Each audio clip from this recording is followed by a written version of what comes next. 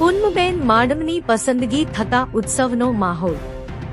જામનગર લોકસભા બેઠક પર ભાજપના ઉમેદવાર તરીકે પૂનમબેન માડમની સતત ત્રીજી વાર પસંદગી થતા કાર્યકરોમાં ઉત્સાહ અને આનંદ જોવા મળ્યો હતો।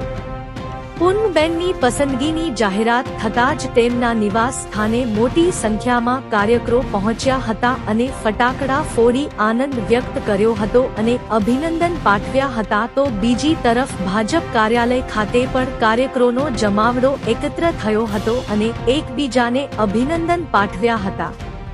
પૂનમબેન માડમ દ્વારા પણ લોકસભાની બેઠક માટે તેમની પસંદગી થતા તમામ પદાધિકારીઓ, જામનગરવાસીઓ, તમામ કાર્યકર્તાઓનો આભાર વ્યક્ત કર્યો હતો।